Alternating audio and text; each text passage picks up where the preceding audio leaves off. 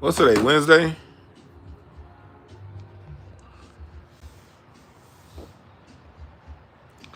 Today, Wednesday. What's up, everybody, on this beautiful Wednesday? The day I was born. I was born on a Wednesday. Salute to everybody that was born on a Wednesday. You Mercury ruled jive talking motherfuckers. Well, come on in here.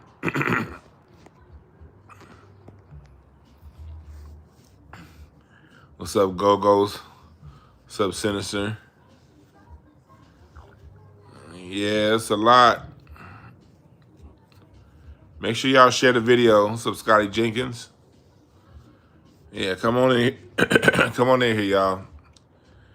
I was gonna do my reading show for the year today, but the whole Diddy trial thing happened, and I got a pretty important day tomorrow for my offline business. Got a pretty important day tomorrow, so I had to prepare for that. So I'm gonna do a reading show either tomorrow or maybe after the 4th. I might do it on the 5th. I don't know. But you'll get the reading. We're going to do our forecast for the second half of the year. But I want to talk about this Diddy shit today. What's up, Houston in the building? Scotty, C. Diggs, 80 Choice, Fresco Live. Make sure y'all hit that share button. Let people know we in here. Because I know I'm shadow banned like a motherfucker. That's what every time I scroll past Carcino for Life, his channel, I think it's the same way with my channel with y'all. Like, I watch Carcino's channel fairly regularly. I like his opinion on things, I don't watch all of his shows, but I like to watch Carcino for Life 3 or 4 days a week. But in watching him 3 or 4 days a week, I never get his notifications. It's like I never even see him when I scroll through my shit. I always gotta type in Carcino to get his channel. And it be like that sometimes with Doggy Diamonds. I like his channel too. Doggy Diamond stuff don't thought crimes. Like thought crimes, their stuff don't be popping up for me regularly. And so it's just like, you know what? We still gonna get it done, We still gonna get it done. But salute to everybody up in here. I appreciate that, Blue Oak. But let's talk about what's next for Diddy, man. The trial is over. If you notice on this channel, also before I get into it, make sure that y'all, Sunday is the start of my music history course. For those of you who got the chillins, who want to come through and learn some music history, and those who want to learn some music history. And I appreciate everybody who's donated to that course, because y'all allowed me to get some advanced materials I was able to get to prepare for the music history course. So I appreciate everybody that donated for that course too. But anyway, yeah, DM Sinister there, yeah, Carcino. I'd be like, I like that brother's perspective on things, Even the stuff I don't agree with him on, I still like to hear his perspective, because he's one of those people on YouTube with an original thought, and I like people with original thoughts. Ain't that right, Rocky? Ain't that right, Rocky? So me and Rocky about to get it started. Hey, tell everybody what's up, Rocky. You good? Rocky, you chilling? Rocky like, man, look. Rocky ain't got time for none of this shit. So anyway, let's get it started. So the Diddy trial is over. And he got basically almost acquitted, almost off. He got found guilty of the Mann Act charges, but he got let go of the more serious RICO charges. And if you notice,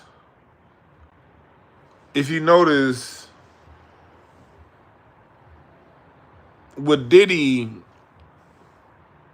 if you know on this channel, I was very much so on Diddy real heavy before he got put in this trial. As you know, back in 2023, 2024, my card reading show, October 4th, I told y'all I said, Diddy's about to he's about to spend some time in court. I never said if he was going to be found guilty or not, but I did say he's going to spend a lot of time in court. For those of you who remember that, press number 1. I was monitoring a lot of things Diddy back then. Come on, Rocky. I was monitoring a lot of things back then with Diddy and what's going on with Diddy. But when the trial started and all the charges came, I backed away. Y'all notice I haven't been talking about the trial. I didn't, because, you know, I think that Diddy's a piece of shit, but at the same time, I'm not gonna, like, once them white folks got him in their court system, that's on them. I'm not about to, you know, aid and I like what Thought Crime said earlier on their Patreon, be on some fake ass Sloan Bella shit. And I ain't got no issues with Sloan Bella, but she do always talk about just black people. I do have an issue with that. But I didn't want to be on that kind of time. I didn't want to be on that kind of time. And this nigga Rocky on the time of scrub. Here go Rocky back to scrubbing his nuts. That's what kind of time you on, Rocky? This nigga Rocky just gonna sit right here and sit up and be like, hey, yeah, I'm getting it in right now. Rocky, you just gonna scratch your nuts in front of me like that, homie?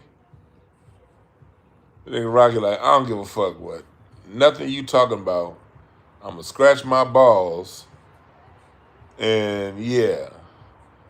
Nigga Rocky is getting it in right now. All right, Rocky. Don't mind me, homie. Don't mind me. Don't mind me. This little nigga right here. Don't mind me, Rocky.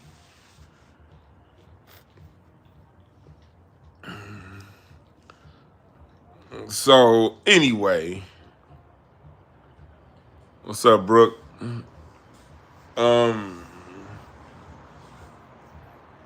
So, anyway, Diddy is going to I didn't want to play that, you know, role. And I wanted to just see how this plays out because, like R. Kelly, it's funny.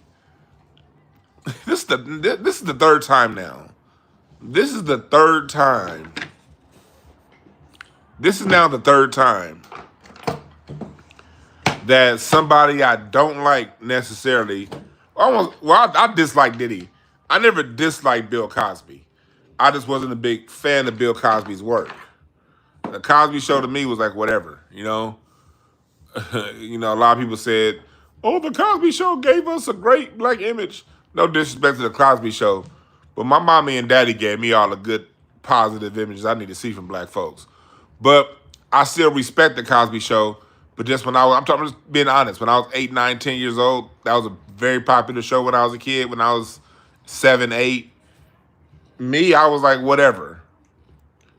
But when I saw Bill Cosby get put on trial, I saw him get convicted for something other than what we were talking about. Yeah, he was dropping these Spanish butterflies or whatever. He was raping chicks, they said. But when he got put on trial, that Steve Nash looking chick, basically he got convicted for giving her a Benadryl. I'm like, hold on, that ain't what we signed up for. I'm not a big Bill Cosby fan, but shit, nigga. And if he do something, let him go to jail for it. But that ain't what he. Same thing with R. Kelly. Never was the biggest R. Kelly fan. I didn't like him because it was obvious he was fucking with Aaliyah.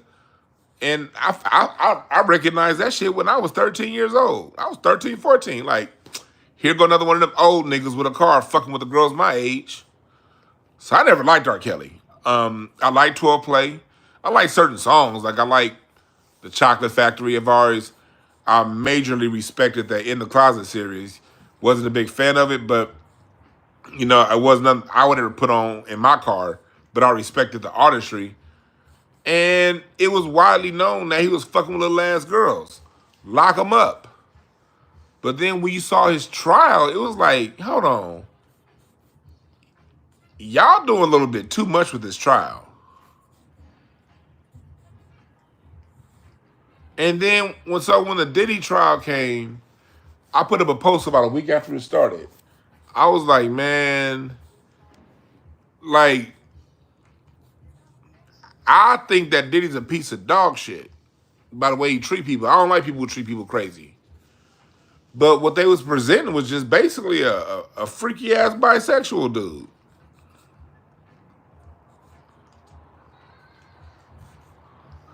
Whoever said R. Kelly, the greatest R&B singer of all time, was born in 1990. Don't embarrass yourself like that, homie. Please. There's people in this chat room that actually understand R&B. Don't do that to yourself. Please don't do that to yourself. But anyway, Diddy, you know, so I kind of started to see the same thing with this Diddy trial. It was like, but it was just like, okay, everything is this.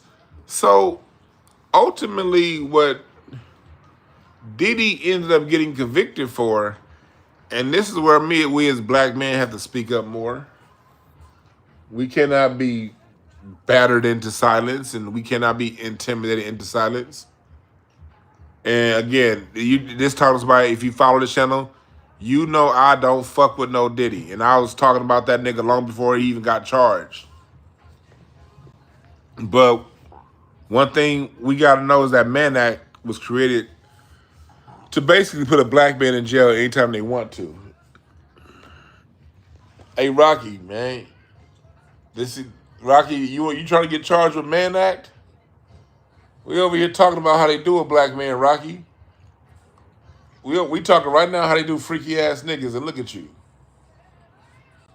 We talking about this kind of behavior right now, Rocky. This is the kind of behavior that get niggas thrown in jail in America. And you like, I don't give a fuck. And you still going, huh? You just gonna keep going, huh, homie? All right. All right, Rocky.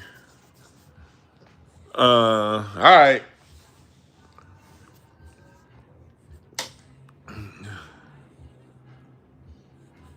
So anyway, as Rocky over here rudely being rude over here, I'm still sitting right here. I got some weed to roll, so I'm be right here talking to y'all. Like, I'm still here. But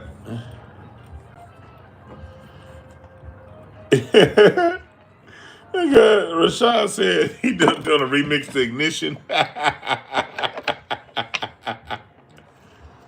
So again, I wasn't about to sit here and jump in this circus. That trial seemed like a circus from the moment it started.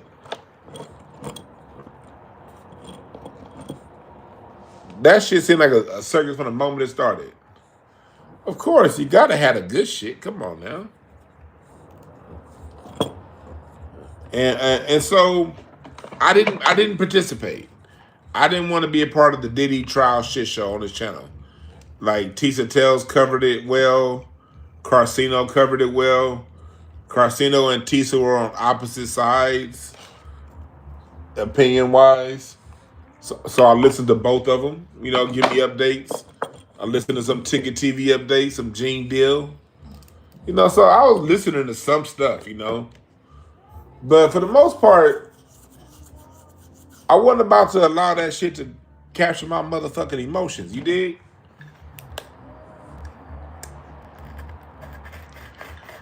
I wasn't about to allow that trial to capture my emotions, good, negative, positive, or any way. I would tap in on some of the channels that follow the trial about 3 days a week, not even every day. But about 3 days a week, I tap in because people have the 8-minute clips, 15-minute clips. Watch a couple 18, 15-minute clips, and go back about my day. You know? So, oh yeah, them trials make, Tisa Taylor, I know she made a lot of money off that case. I was watching her views and shit. Tisa made bread on that Diddy case. I'm not mad at her at all. It was funny watching her channel today. Everybody was disappointed. I'm not laughing at her. I'm just kind of nigga that look. I wasn't laughing at Tisa Taylor with the whole thing because I think that she put her heart into it, and I think she did a great job doing what she do. I'm just the kind of nigga that laugh when the home team loses. You know what I mean? Like, it's nothing better than watching like college sports or professional sports, and the home team is there, they ready to win. Everybody's like, yeah. Then the home team lose. When the home team fans cry, I'm the kind of nigga that should make my day. So it's nothing personal when I say that. But I did low key go to that channel just for the same reason why I watched the national championship. Rocky, what are you doing? Oh shit, Rocky, you need to eat? This is Rocky howling. Rocky don't howl that much. Y'all gonna see the rare chance when Rocky howls. That's very rare. This nigga howl like twice a week. Come on over here. What you want, boy? What you want, boy? What you want, baby boy? You want to eat? I know you hungry, little nigga. You ain't ate since like 12 o'clock. I know you hungry. And I know you just took a shit, so I know it ain't that. Rocky don't howl that often. That nigga may do that once or twice a week. Sometimes he may go like 2 weeks without saying a word. So y'all see, as long as I've had Rocky, that's the first time y'all heard him bark or do anything. You good, Rocky? You need to eat, little nigga? Hold on. I gotta roll this blunt first, Rocky. I gotta roll this blunt first. Once I roll this blunt, I can take care of you, homie. Once I roll this blunt, I can take care of you, homie. I know a little nigga need to eat. Oh, 9 o'clock? Yeah. All right, so y'all about to come with me. That nigga food already made. Let me turn my camera off. Come on. Come on. Little nigga. Come on, little nigga. Over here. Here, eat. Right here. Here, look. Come on. Right there. Come on. Right here. Go. Come on, motherfucker, eat. All right. Oh, nigga, don't follow me. Eat. Come on, here, right here. Come on. Come on. Right here. There you go. There you go, Rocky. There you go, little nigga. All right. Hold on, y'all. Hold on 1 second, y'all. Hold on 1 second. Nigga, if you don't goddamn eat.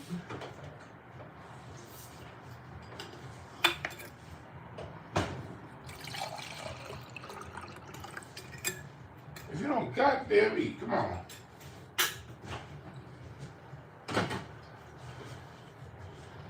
All right, cool. All right, I'm back. I'm back. Now, chat room, where was I, chat room? Where was I?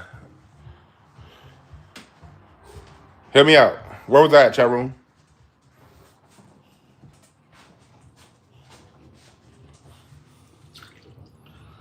I lost where I was, chat. Help me out.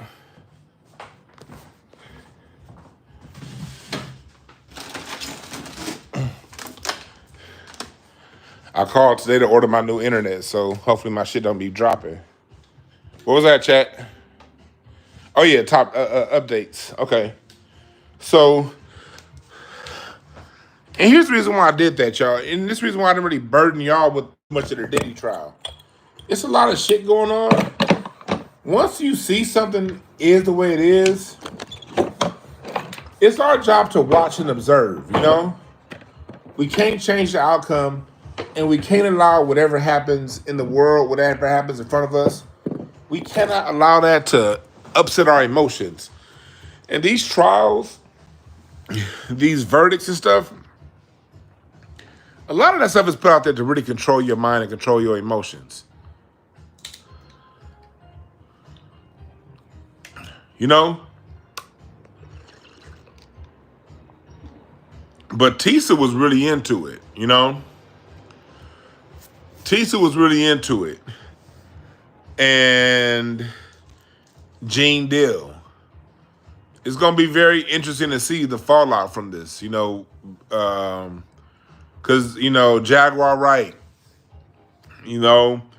But the crazy part about this trial is a lot of things that Jaguar Wright talked about, that Gene Deal talked about, that wasn't really part of this trial. Most of that stuff that they talked about.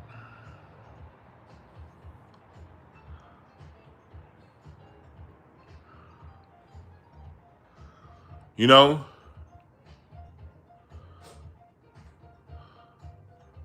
So, what's going to happen now with Diddy?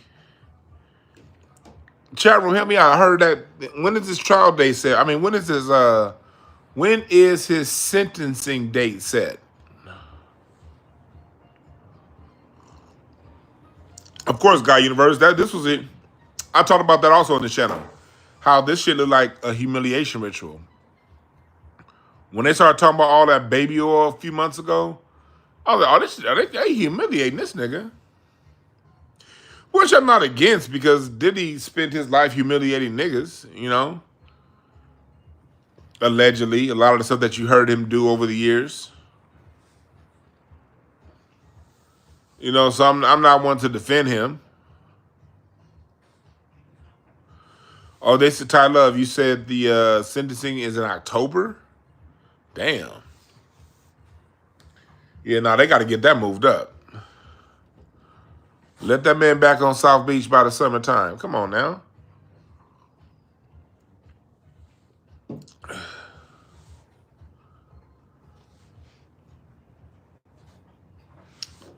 Okay, yeah. Sentencing October 3rd. Wow. But let's go back to this Mann Act thing. Let's go back to this Mann Act thing. That was created in 1910 for Jack Johnson.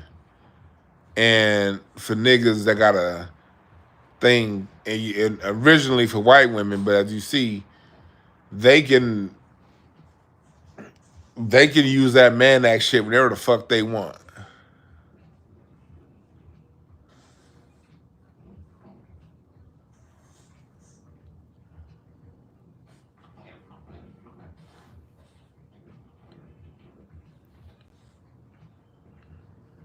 You know what I mean?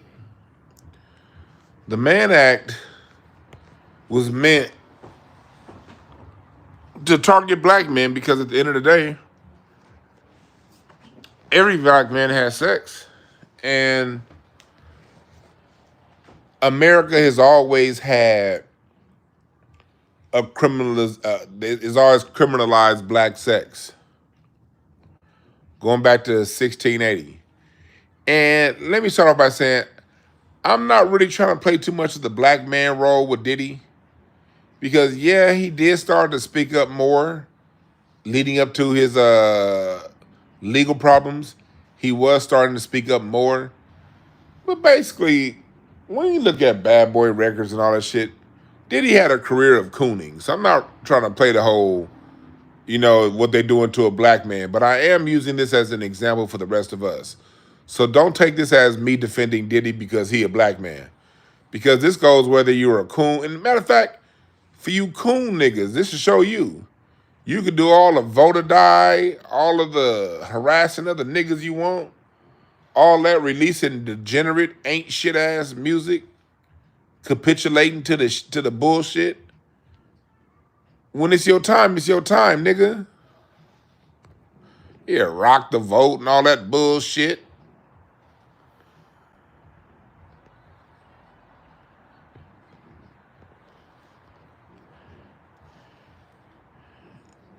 You can play all the games you want, nigga. When it's your time, Man Act. Man, they could have used the Mann Act on just between the hoes Hugh Hefner was flying between Playboy Chicago and LA. Forget all the other places that they was going. Let's just talk about all of Playboy bunnies that was flown from Chicago to LA, LA to Chicago, the two different Playboy campuses. Let's just talk about that one flight. Who else in the world? Where else in the world was Hugh Hefner flying around people?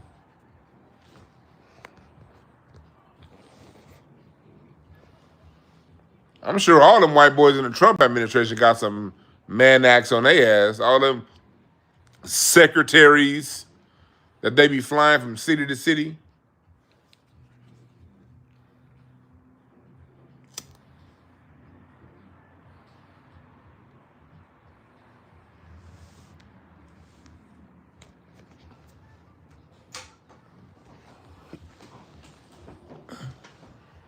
You know?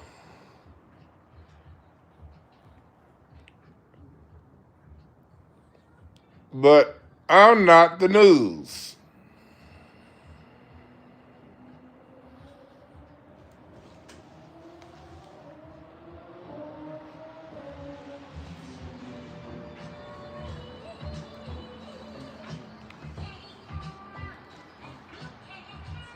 Y'all hear that?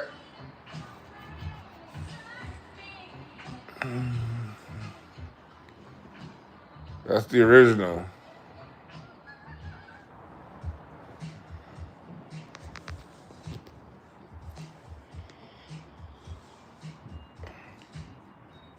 Now that was the original. But as you see, whether you're a coon or a real one, when it's your time, it's your time. This Man Act, R. Kelly, what's his name? Chuck Berry. You go down the line. It's been over 100 years this law has been used to disproportionately target black men.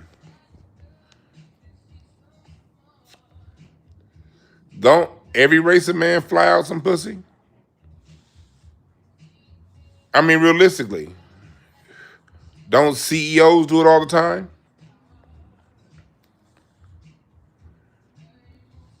CFOs, middle management.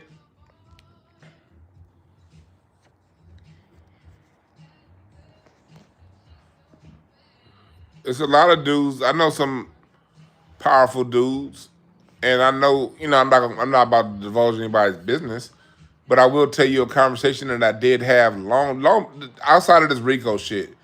Where was I?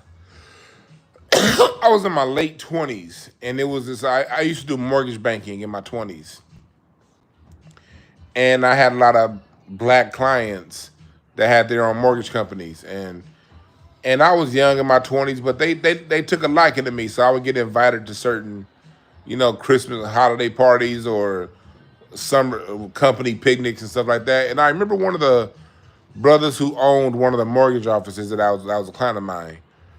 And he said, and it was all it was like me. I'm in my mid late 20s, and all these old niggas in their 40s and 50s, and they was basically like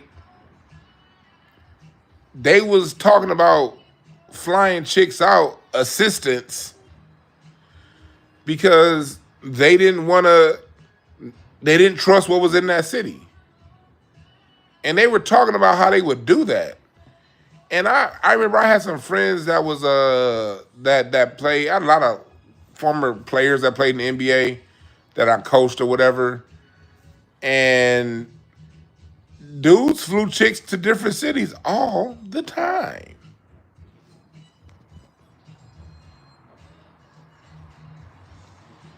I mean, every industry I've ever been around where the people got money, chicks get flown around. All races.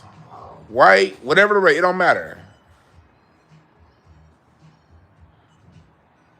Everybody does it.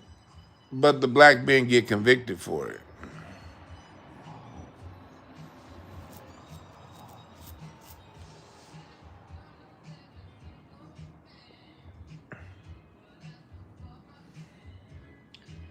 Rocky over here scratching. Rocky might need a Benadryl. I gotta get a little nigga Benadryl when he scratch too much.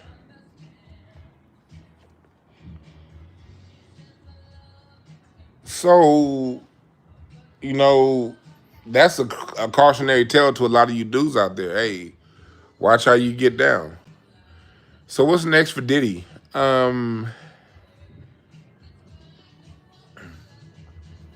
Based on this judge saying that the sentencing date isn't until October, that makes me feel like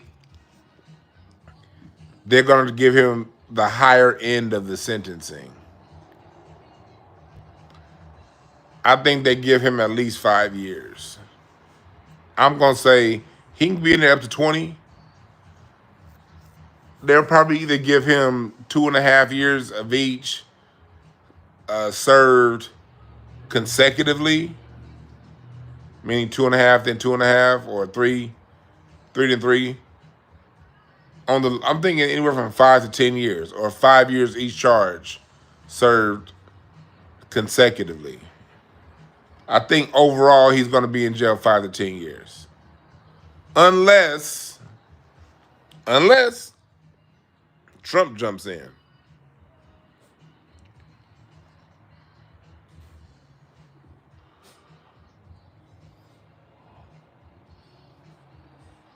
Trump might jump in, you know.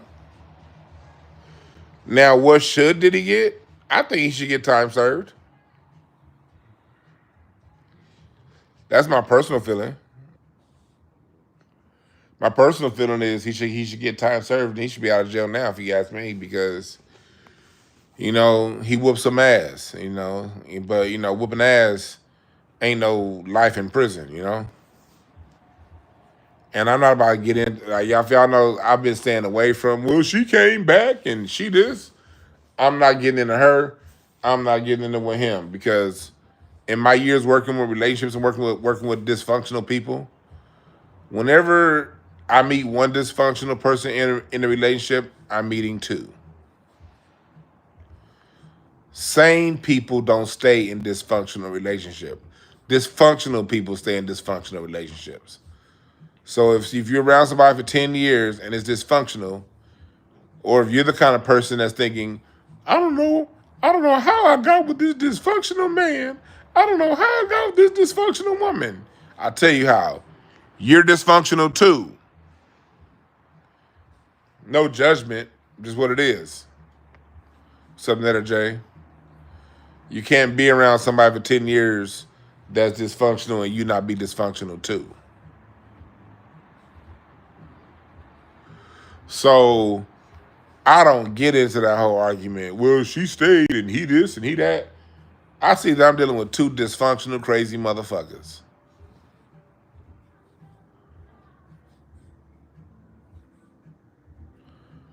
What's up, Evan? You didn't get the notification? Yeah, we talked about that earlier. Yeah.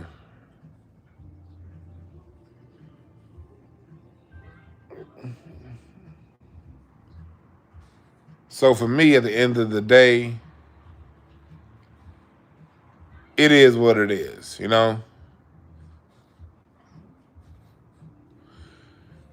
Oh yeah, Netta, get another reading. Email me, Netta. I'll give you the birthday discount. All right. If you email, instead of booking it through the website, email me, and I'll get you your birthday discount. All right.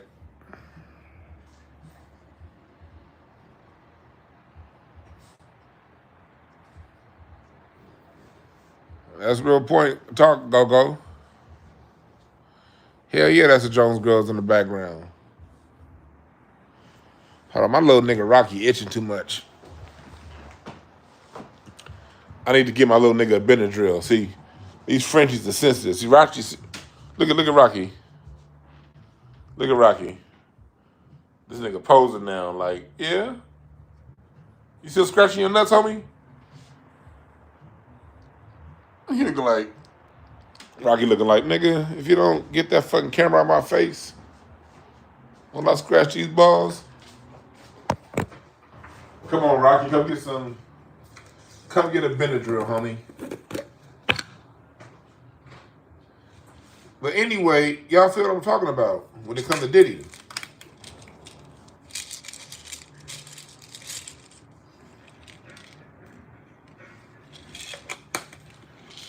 Y'all see what I'm talking about? I don't, Now, here's the next step I want to talk to you about. And this is where I need y'all participation, chat. I want to see what y'all really think. What do y'all think about all those celebrities, like Oprah and all these Diddy friends that abandoned him? What do you think about how do you think they're about to react to him? Like, no one other than Kanye came to his trial.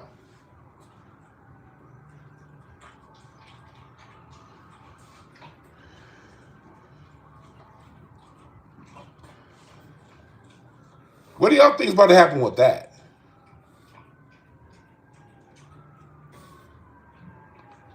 Like, who's the first celebrity to come out? Who's the first celebrity to come out and publicly embrace Diddy? Here, Rocky.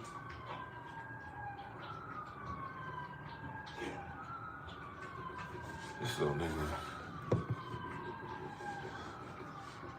Who's the first celebrity?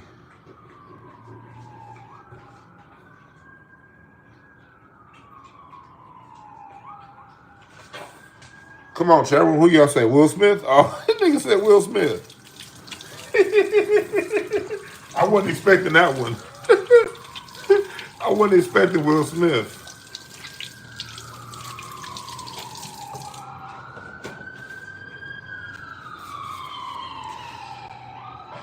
Who? Jay Electronica? NOY Jay Electronica?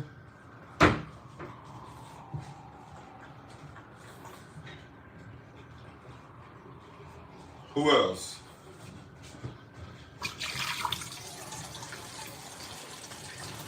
Boosie?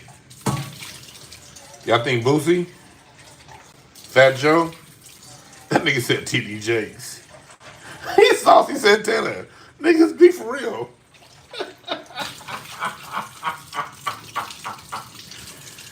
Nigga, can you niggas be serious for 2 minutes? This nigga says Saucy Santana.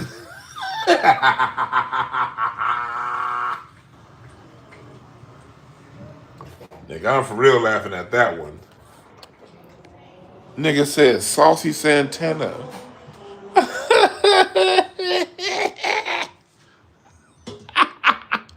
That was a comment of the day so far. Usher? I think said Johnson & Johnson. NBA Youngboy? All right, Rocky just had his Benadryl, so he about to be good. He about to stop scratching in about 5 minutes. About 5 minutes, 10 minutes, Rocky gonna be back over here, knock the fuck out sleep. Carl Thomas, Stevie J. Oh yeah, Stevie J gonna say something. French Montana, yeah. Will Mary J come back around?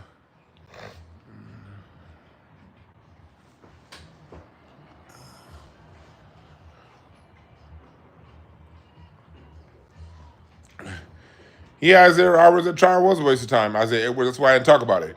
Ray J, okay. I think it's gonna be a slow thing.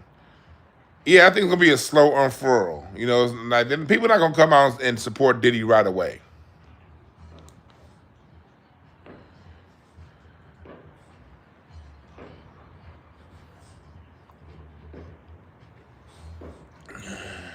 That nigga said slink.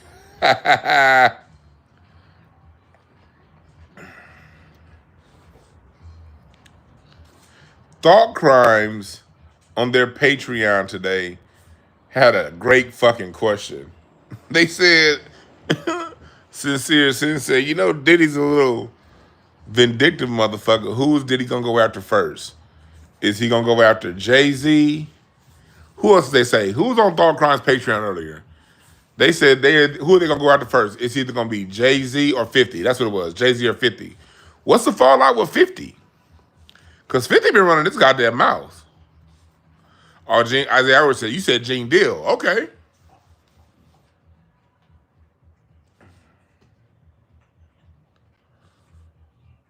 He said Fleece Johnson.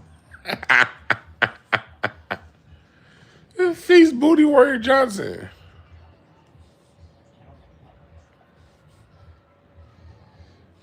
Like, let's talk about 50 for a second, y'all.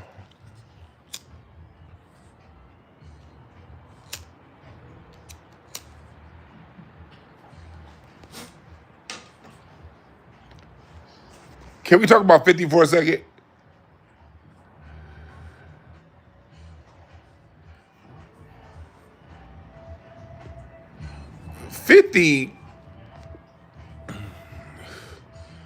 This trial has done more to expose 50 than anything since Rick Ross. His feud with Rick Ross. And this is what I mean by expose 50. 50 has been going so hard on Diddy. He's been going hard on Diddy. He even told Donald Trump that he take issue with him pardoning Diddy, and it was all funny. And I know I'm one of the main ones that laugh at 50 Cent's Instagram page. Funny as hell. Troll. But when that Jane Doe came to testify, and we all found out that Jane Doe that Diddy smutted out was 50's ex-gal, and then pictures of 50 Cent on the beach taking pictures, you know you got to be in love to take pictures on the beach. Here, 50 Cent been the toughest gangster on the streets since he was 9. But here he is with them goofy ass smile, all of his teeth is showing, and all white taking pictures. Man, that nigga was in love. That nigga thought he was Zach and she was Kelly. That nigga thought he was Urkel and she was Laura.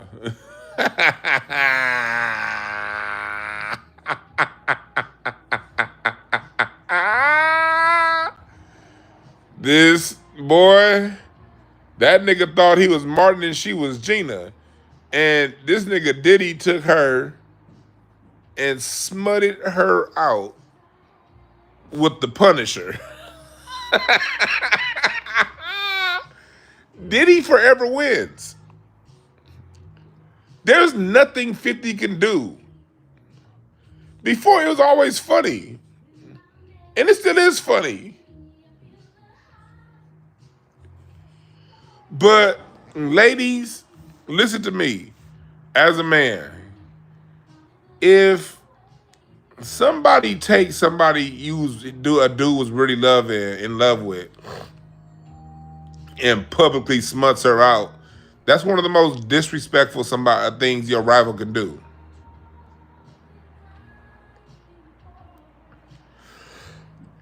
Kind of what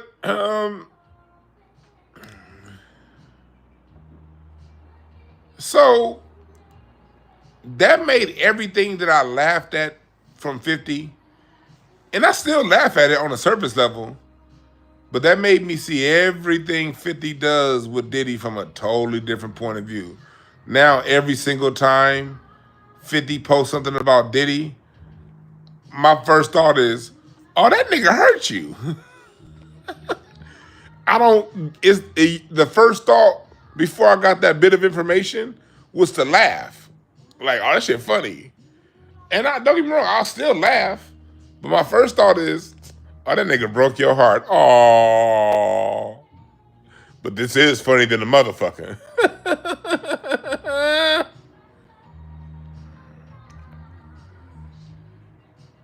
You know what I personally think? Do y'all know what I personally think? And this is my opinion. This is my opinion. I don't know. I'm never around for this kind of shit. But I think all them niggas is gay. I think Diddy, it's pretty obvious Diddy's gay. I think Rick Ross is gay. I think 50 gay. I think all them niggas is gay. And all them niggas was fucking or wanted to fuck. And that's why they all goddamn emotional over these breakups. I think all them niggas is gay. I'm just being quite honest. When I saw Floyd, look how many people 50 go at it. He went at it with Floyd. He going at it with Ja Rule. Like, nigga, why don't you niggas just grudge fucking get it over with? These is I'm not judging these people, but the behavior screams repressed sexual desires for these between these men. Nigga Biz Marti said bussy quarrels. And let me stop looking at the chat. Cause this ways dudes beef, you know what I mean? Like there's certain people I don't fuck with, you know what I mean? But publicly, you say some funny shit every now and again, but the incessant obsession, it's the obsession that makes it like, it's the level of obsession. This goes beyond, I don't like that nigga, because it's like what my dad said. My dad said, don't ever play with men. Men don't play, men kill. You know?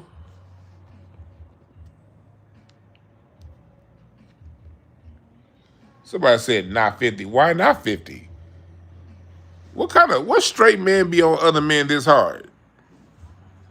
Let's just be real. And I ain't got no issues with 50 Cent. I'm just paying attention to what I see. Nigga, everything he doing screams homo thug. The behavior. This very homo thug behavior. 50 moves like a homo thug.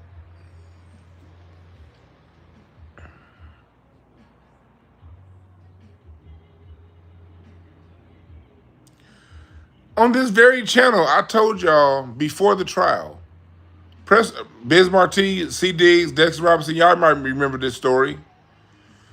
I told y'all on this channel about a year ago, this band I used to work with, the guitar player, played with one of Diddy's artists, play guitar.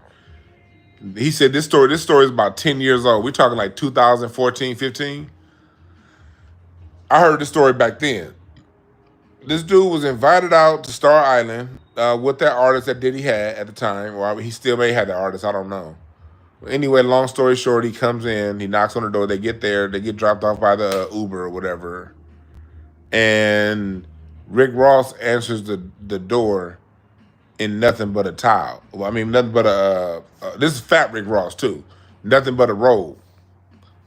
And they come in the house, and it's Diddy and Rick Ross in the Star Island home with nothing but a robe on. I heard this story like 10 years ago. I was like, man, Rick Ross ain't gay. These niggas, I was like, but then I was saying, well, it is a music industry. But I remember I kept that story in the back of my mind for 10 years.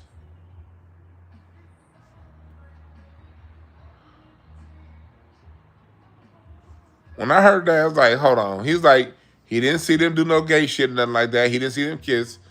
But when he told me that they was in the house in nothing but robes, nothing else on under it.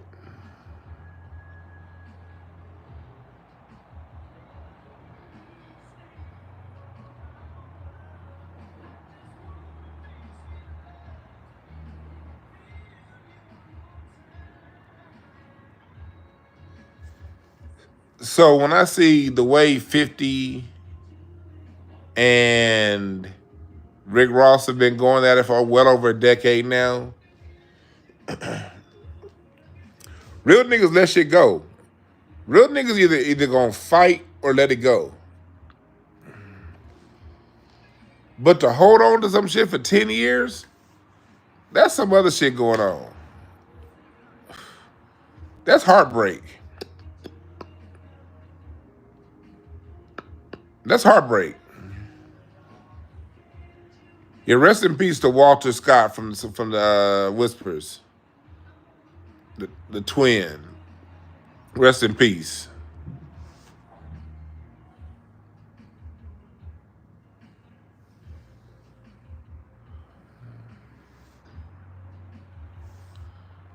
So that's just my opinion. I don't did I see Rick Ross dressed like that? No. Or did he? I never been to the Star Island home. I never been on Star Island. Been to South Beach plenty of times. Never been to Star Island. So I don't know. That was the story I was told about a damn decade ago, though.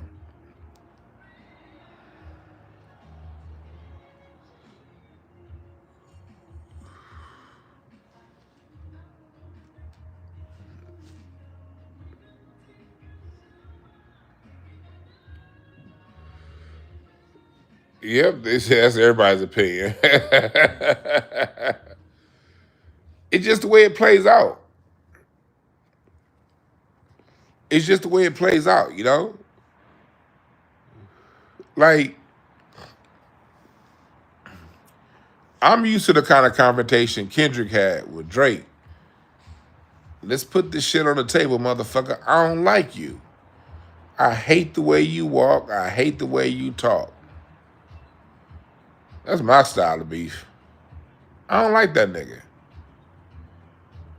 Or if not that, just stay a fuck away from me. You stay over there. I stay over here. You stay over there. Don't go around, don't bring me up. I won't bring you up. That's the way I prefer it. You stay over there. I stay over here. You don't bring me up. I don't bring you up. And it's all good. We can live in our different universes. And if our universes collide at some point, if our universes come around one another, we can be cordial and respectful. And I stay on this side of the room, you stay on that side of the room. If we around people we know in common, I'll be cordial. What's up? I'll definitely be cordial. I'm not gonna be rude to nobody, you know what I mean? Unless that's what it calls for. But that's what I'm used to.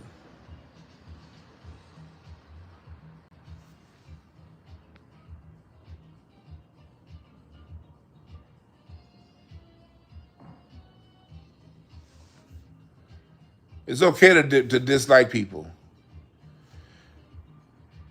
It's okay to not be cool with people.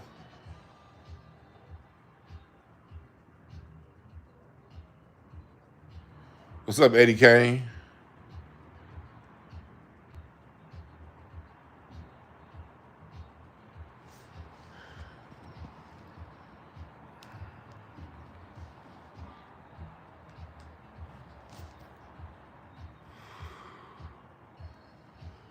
Yeah, the Boondocks did say hip hop is gay.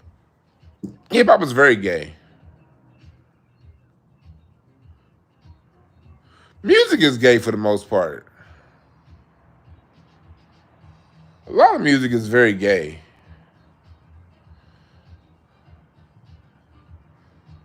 One thing about music is it was through music I became tolerant of even being around gay people. Because I'm from LA, not Hollywood. And I used to play in this band called Room 16. We're talking 2004, 5, 6, those years. Maybe a little bit in 07. But really, 04, 05, 06. That was this band I played with.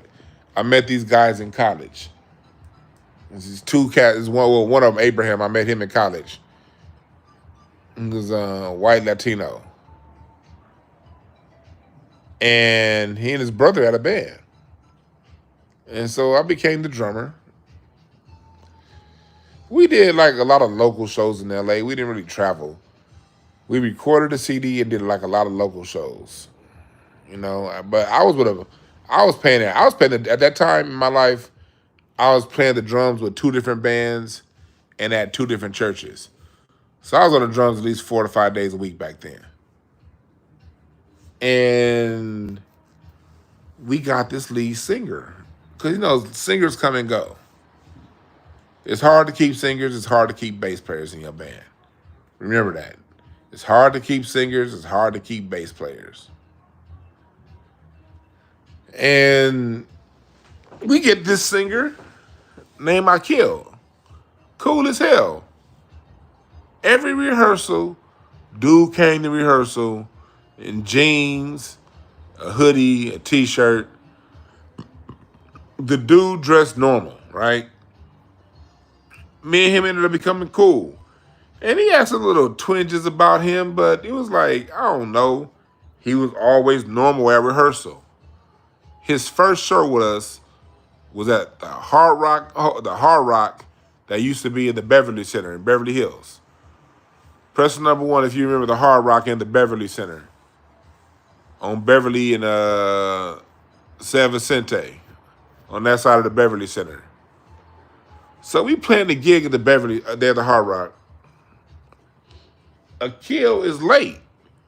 Our lead singer, we got there, we had sound check. He didn't come for, in sound check, he was actually there for sound check earlier that day. And he was still dressed normal in jeans.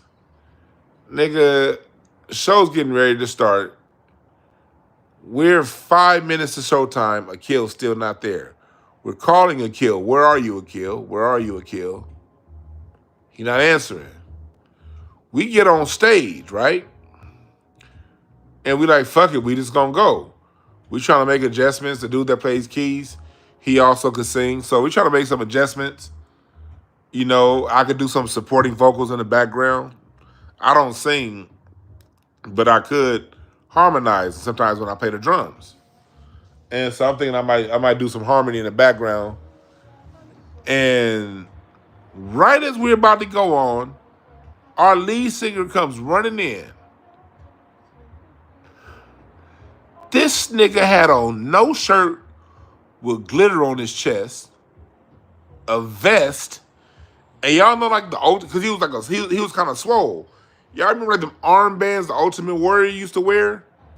You know, like the little the what do you call those things? The danglies you wrap around your muscles. This nigga had some danglies around his muscles and some tight ass jeans.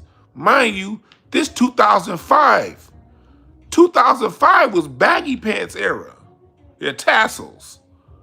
Y'all remember 2005? Nigga, that's when you could parachute in your pants. This nigga had some skin tight ass jeans, some boots. Dog, I kid you not. My mom is there, and my mom is very Christian conservative. My dad, my mom, my dad, my Uncle Jesse there. I got my family there, and I have my co-workers. I'm working at Washington Mutual Bank.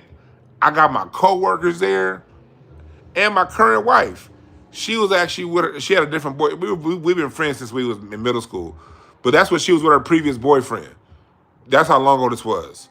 This when she was still with, she's on a date with her boyfriend, and my best friends are over to the right. And my friends, my homies is ignorantly, like funny as fuck. And I see my boys over there to the right, literally crying. And my mom is looking on stage like, what the fuck is what? I'm looking at the bass player like, what the fuck? The keyboard player, me and the band, the keyboard, the guitar, none of us were ready for this. We're looking at each other like,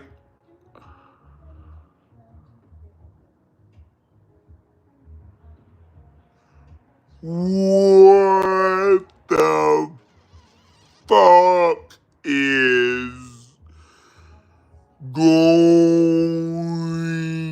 on? It's like, that's how slow shit happened. I wish I had a VHS player. Look, I wish I had a tape player, because, let me think. Look. Nigga, one day, I still got the tape, nigga. I still got. This is the VHS tape from that night. Y'all think I'm bullshitting? Oh, here it is. January 14th, 2005. This is January 14th, 2005. This is the VHS tape. See, look, it says Room 16 Live. I still got the tape. Whenever I find a VHS player, I'm a nigga. I couldn't stop laughing. Like, I dropped my drumsticks in the first songs. The first song, I dropped my sticks 3 times. But I keep a bag of sticks next to me, so you just get another one. But I dropped my sticks 3 times in the first song because not only did he start singing, the nigga started shimmying. This motherfucker started doing some cis-ass gyrations. And I kid you not, when the show was over, my mom was like, y'all sounded good, but what's... And mind you, this 05. All this stuff about, looking the other way when it's gay, that came in about 2009, 10. 08, 09. Really Obama. The Obama administration, let the record show, the Obama administration is the era in time that gay became normalized to where it wasn't something you laughed at that, Well, I still laugh at shit. I'm never gonna stop laughing. But anything pre-Obama administration, that shit was like, ugh. Never forget this. California, liberal California in 2008 had gay marriage on the ballot. And California voted no on gay marriage. The same year California voted President Obama in as president was the same year California voted no on gay marriage. So I want all people to always remember this time and place. What we see as normal now, it wasn't always normal. And this shit definitely wasn't normal back then.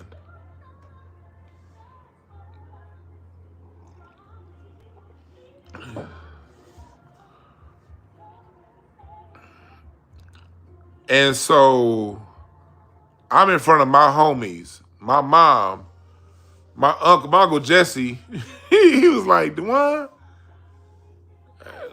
why are you in the band with Surge? I was like, Surge? What do you mean? Who's Surge?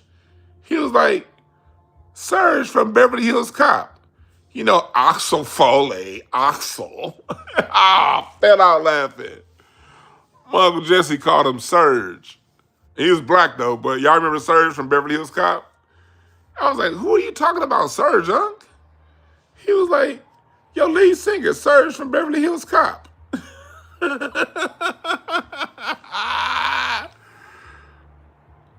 Yeah. Man, my family gave it to me. My boys gave it to me. But I said all that to say,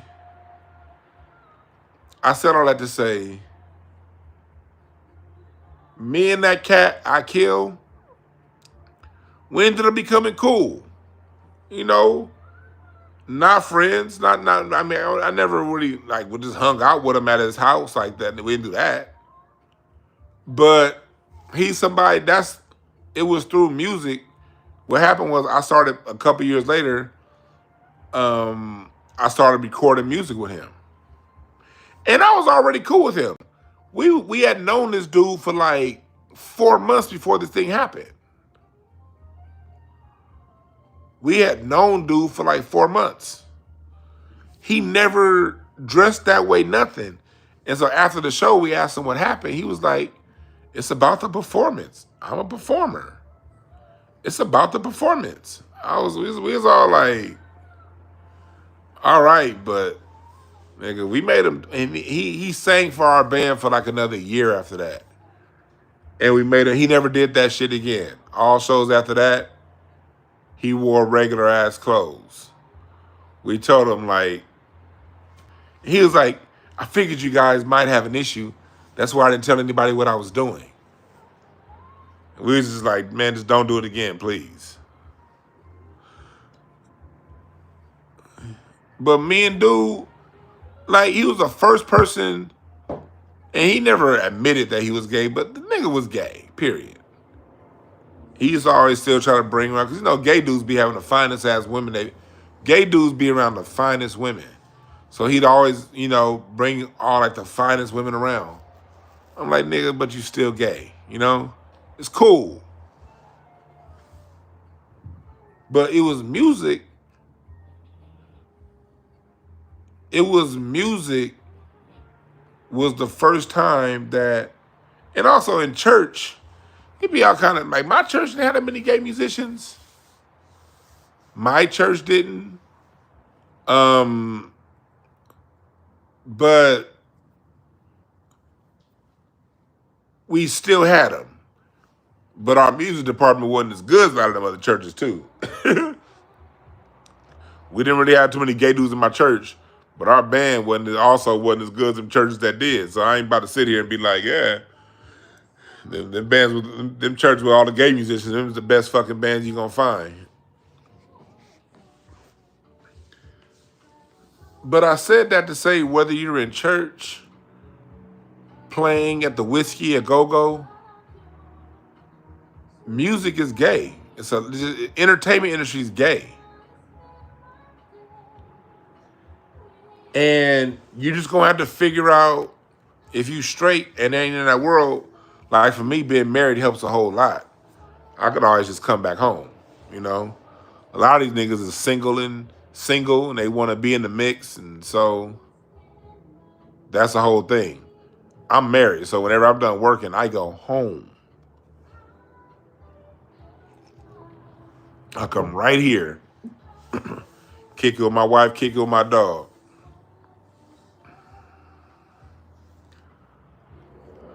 You know what I mean? But the entertainment industry is very gay. It's gay people that run it. Clive Davis. So anytime you're looking at Diddy, always look at Clive. Black people got to be conditioned to that. Diddy and Clive are a pair. Diddy and Clive are a pair. Okay? Diddy even said it, and Clive even said it in his book that Diddy was one of his boyfriends for a while.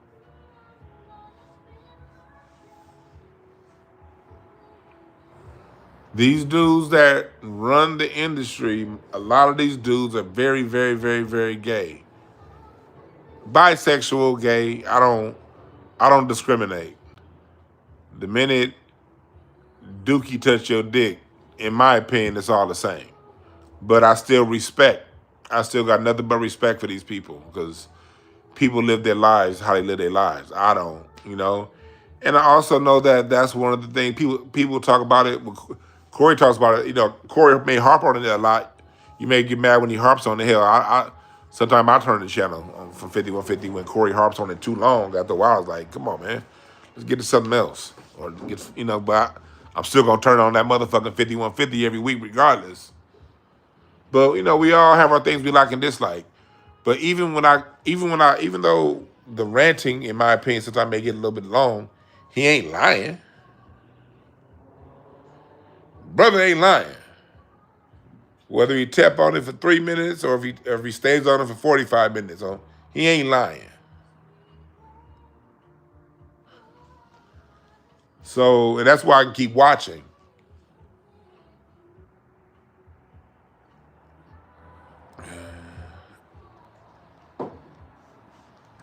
But when you get very, very, very, very, very high up, I even had a friend that's an actress, been acting for a long time. And I remember something she told me years ago. She said the reason why she never really got with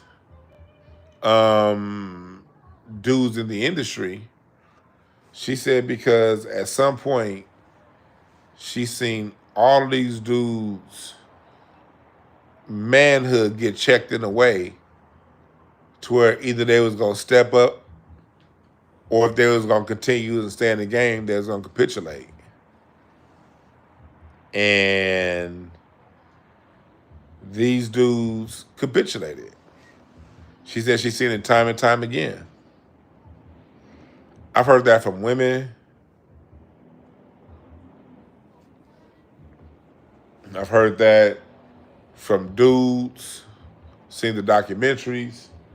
And also, when you in certain environments, you feel the energy. You really do. You feel the energy.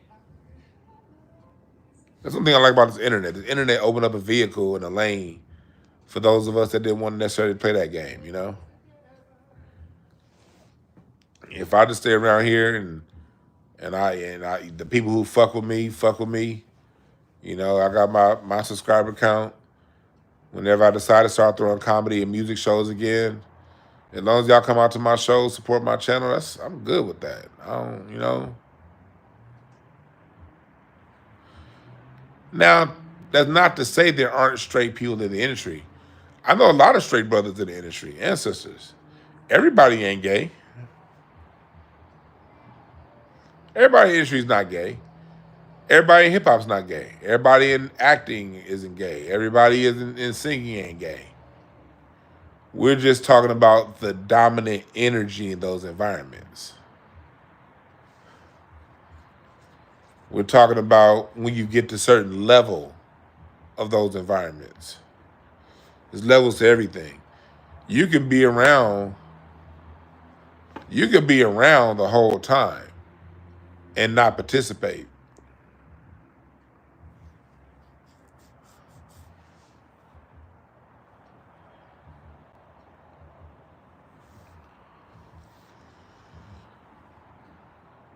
But when you're playing on Diddy's level, because you gotta always talk about who these people are connected to.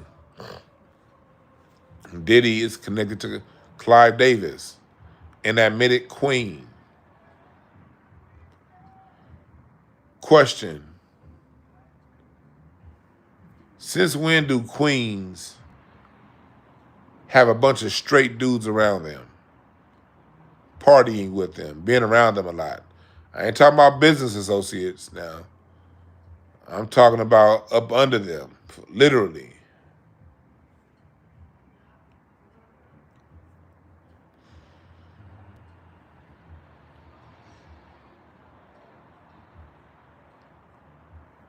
So yeah, hip hop is very gay.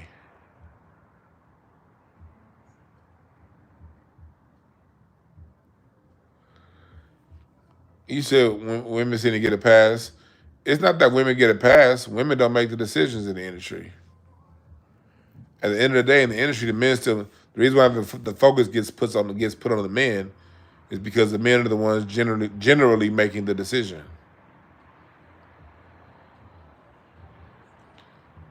But we get on Oprah. Look, I did a whole show breaking down that was about a couple years ago when the shit came out. The Oprah Winfrey Network and all the lesbian on lesbian drama going on there, workplace harassment, and how toxic that environment is.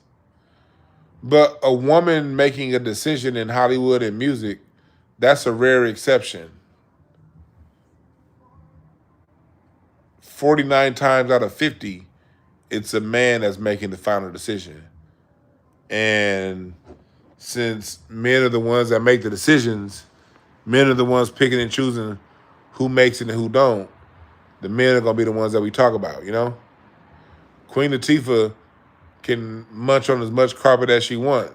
She's not gatekeeping nobody. You dig?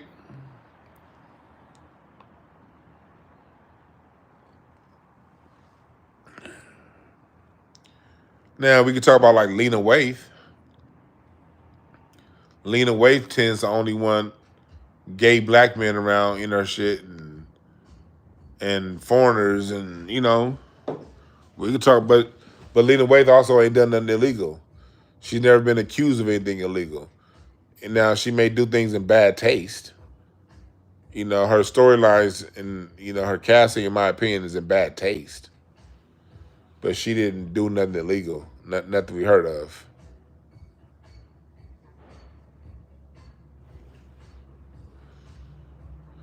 You said Ray J and Wack? Yeah, all that shit gay.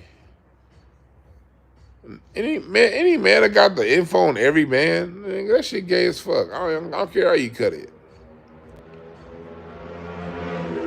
Oh, somebody called me. Man, you know, people be trying to give me information too. You know what I say? I don't want to hear it. Because let me tell you something about information. One thing about information is sometimes you can get told certain things and then that should be held against you if that person do something crazy. Or people want to like, I've heard people, they want me to, you know, I only take music from certain people to listen to. I only listen to certain people's music. I don't just take everybody's music and listen to it, give an opinion because, look, God forbid, one day I go do my album and put my shit together and you say, nuh-uh, remember I sent you that song? Don't send me shit. And don't tell me shit about nobody. I've gotten emails where people were quote unquote exposing people. And I saw that shit. Once I saw what it was, I deleted the motherfucker and did not respond. I don't want to know.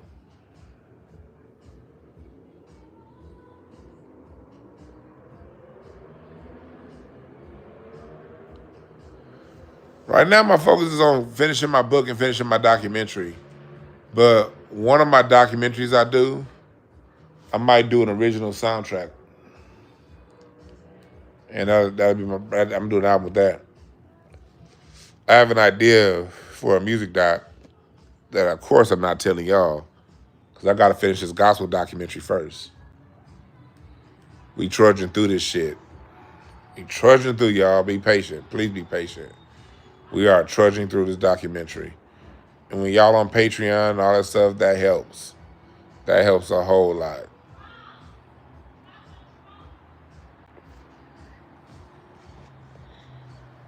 But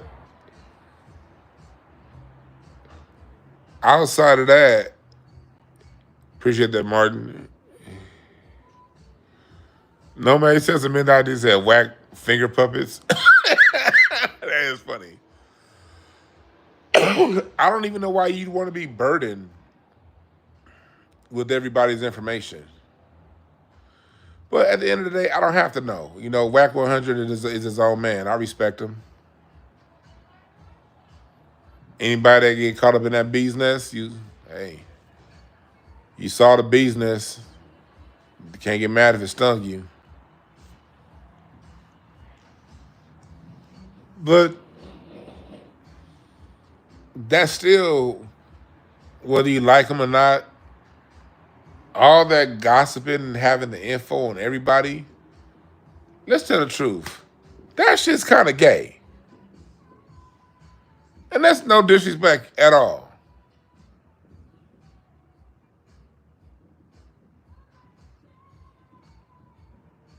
You know everything about everybody.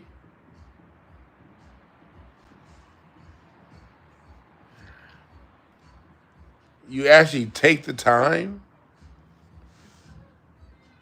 and whatever, you playing your role. Hold on. Play your role, you know? Who am I to judge?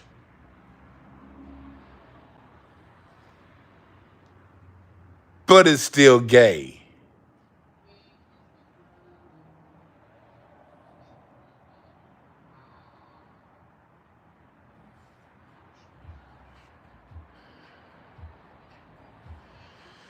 Yeah, storing gay footage. You talking about something? You got tapes of Nipsey Hussle and another man. That's first off, like I don't wanna know that. The man dead, man. This disrespect of the dead. Oh my God, the way these NBA niggas are disrespecting Kobe. Y'all wouldn't have said none of that shit if Kobe was alive.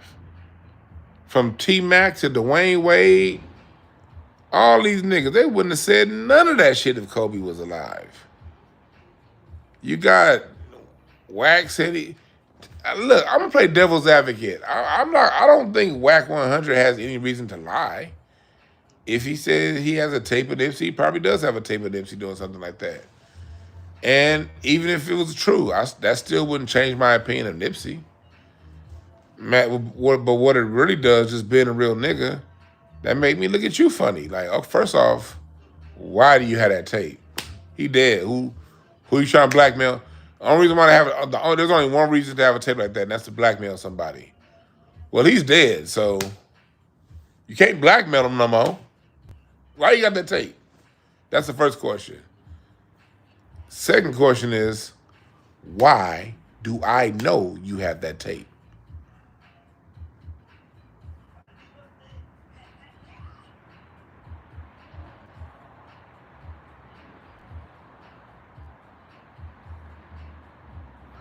First off, why do you have it? Second off, why do I know you have it?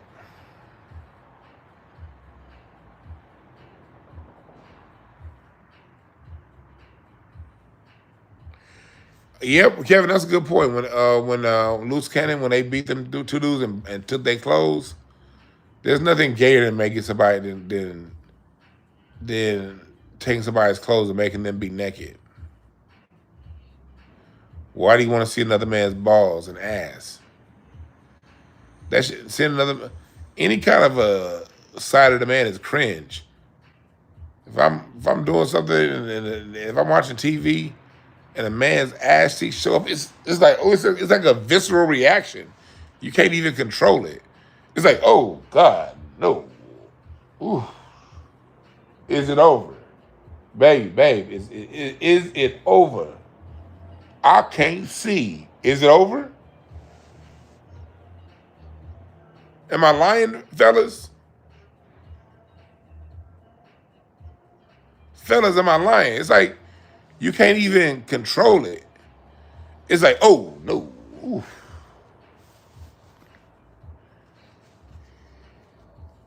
Is it safe to see? Is it safe to see? Yeah, no man, 559 is like getting punched in the eye.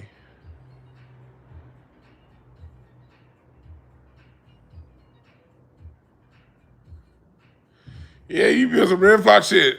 Oh, I'm blind. Is it? I can't see.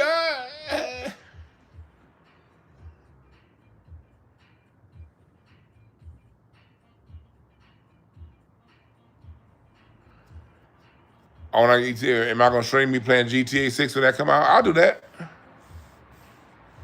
Hey y'all, I told you I ordered my new internet, so hopefully I have my new internet installed by this time next week, so I get better service. I had to get rid of the AT&T shit. But oh yeah, for people here, I got my music class starting this coming Sunday. This coming Sunday is the start of my music course. 5-week summer school. It's only $30 a week. Register right now on DewanB.com.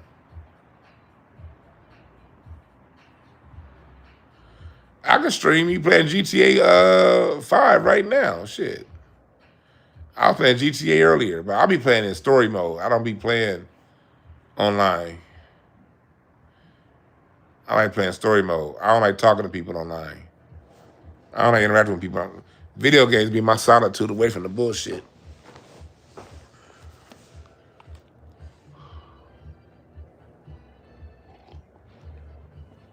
Yeah. But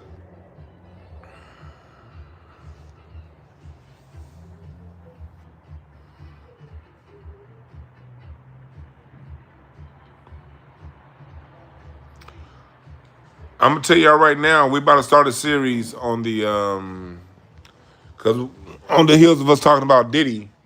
Oh, burn some of this sage.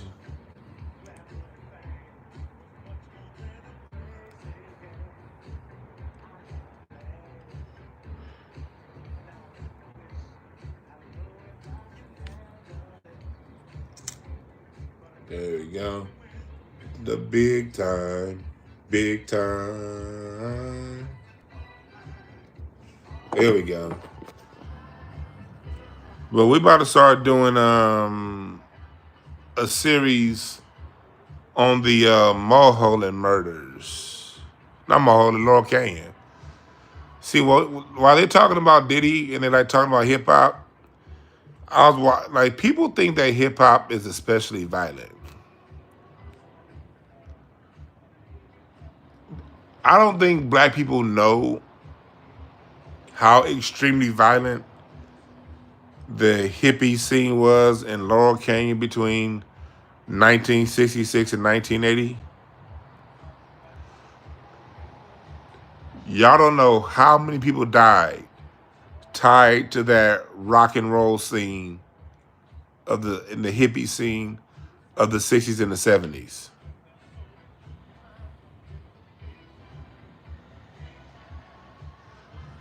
Appreciate that, Jay Jimerson. Porn industry, the acting, like the murders that people like the Sharon Tate murder, the murders that people suspect people of like Jack Nicholson and what's the other racist white boy that's what's his name? Christopher Walken and tied to the Doors and what's his name? Crosby, Stills and Nash and that era, the Bluebirds, that Laurel Canyon era and those Frank Zappa, a lot of people ended up murdered in that. Ted Bundy, the Charles Manson murder. Charles Manson was very, very, very much so involved in that.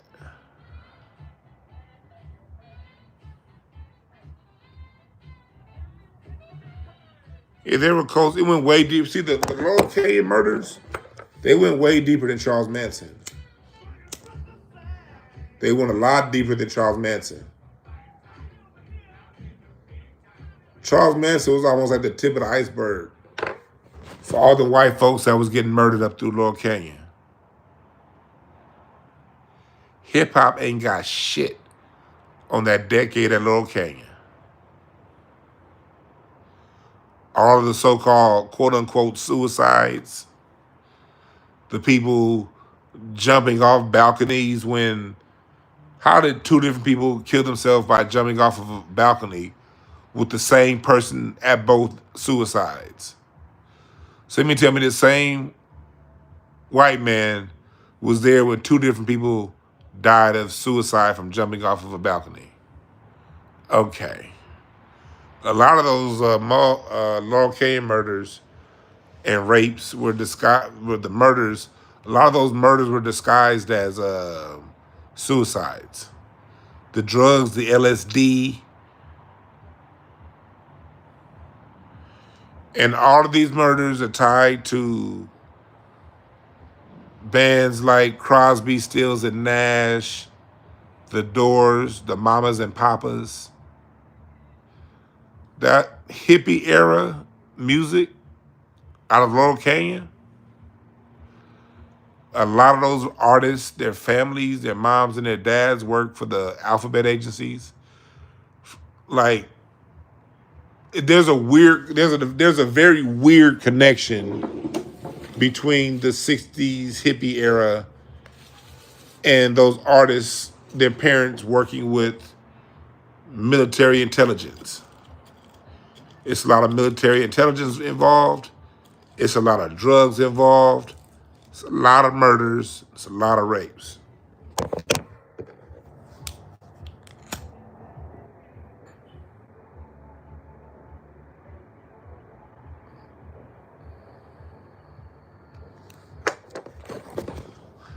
So we're going to start talking about that stuff on this channel more.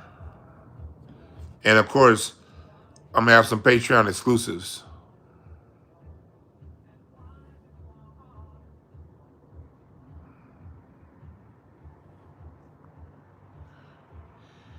Yeah, MK Ultra, all that shit, yep.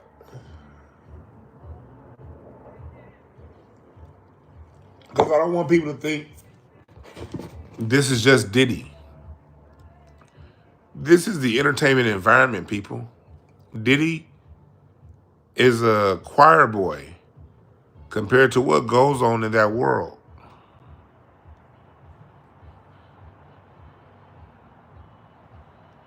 I don't want people thinking this is just a Diddy thing.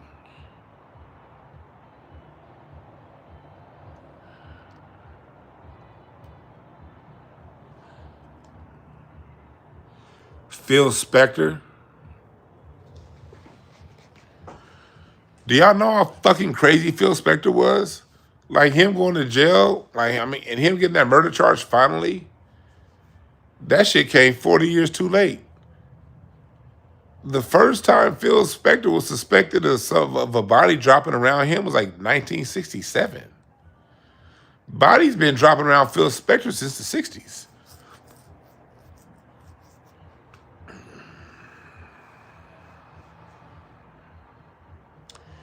A lot of them Laurel Canyon incidents that happened, Phil Spector was closely tied into a lot. People around Phil Spector kept coming up short up there in that Laurel Canyon area.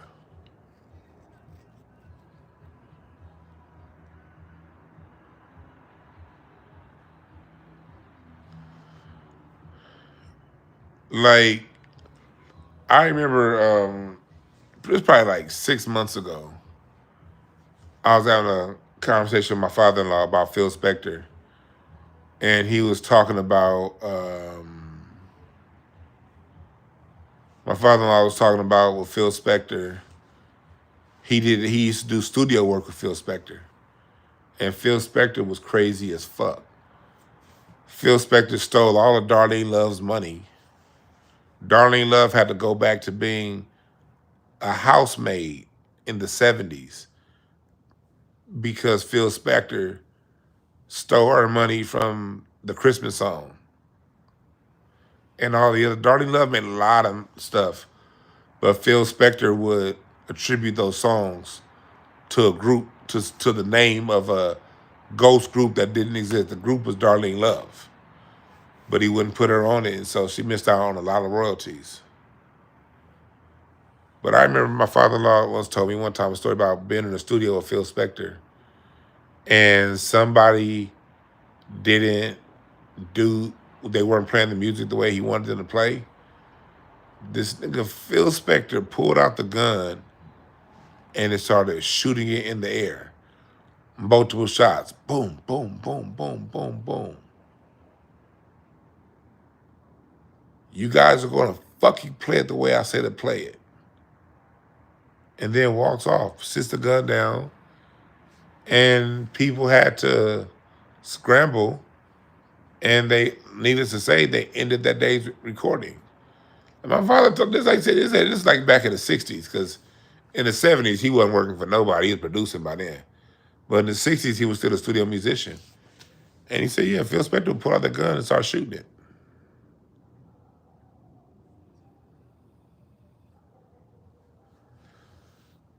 And I don't want no dummy coming here later on saying, you just defending Diddy. Man, this ain't about defending Diddy. I don't give a fuck about no goddamn Diddy. It's telling you what the environment of the music world is, the entertainment world, because not music and movies is all intertwined. It's all intertwined.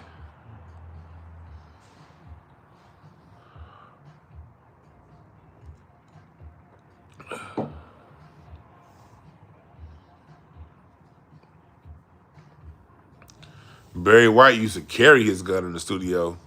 He didn't shoot the motherfucker. Phil Spector would shoot the gun in the studio. Something that Suge Knight got a felony for. Remember, talk about criminalization. Suge Knight's first felony was when he shot that gun at them dudes in Can-Am Studios. They filed that lawsuit, and Suge Knight's first felony was firing that gun in the studio at those guys. This isn't to give Suge Knight an excuse, because he should know better. He shouldn't have spent his life trying to be a fucking bully. So I'm not about to sit here and cape for no goddamn Suge Knight. He was a bully, and I don't like bullies. But anyway, the way it goes, he ended up getting a felony for something that Phil Spector was known for doing kind of regularly.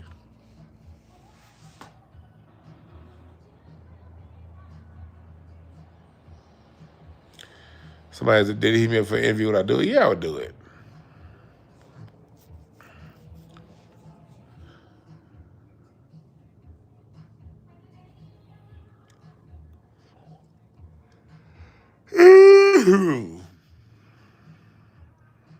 I got a very important meeting tomorrow.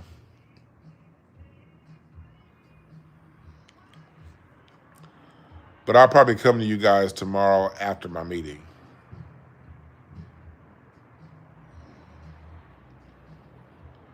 Watch out for this whole Diddy situation. Watch out. Watch out. Pay attention to everything else going on in the field, all right? Hell yeah, that Sherelle playing in the background. Made for each other.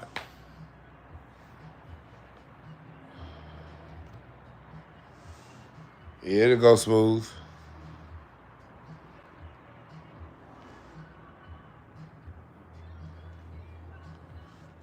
Biz Martin, I'm not answering that fucking question. You know the goddamn answer, nigga.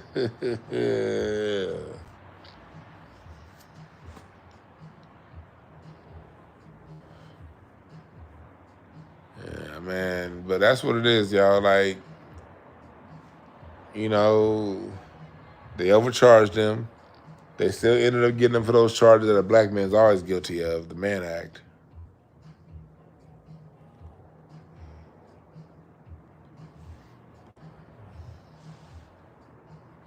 But it is what it is. I'm out of here, y'all. Sign up for my music class starting Sunday, all right? At thewambi.com. We out.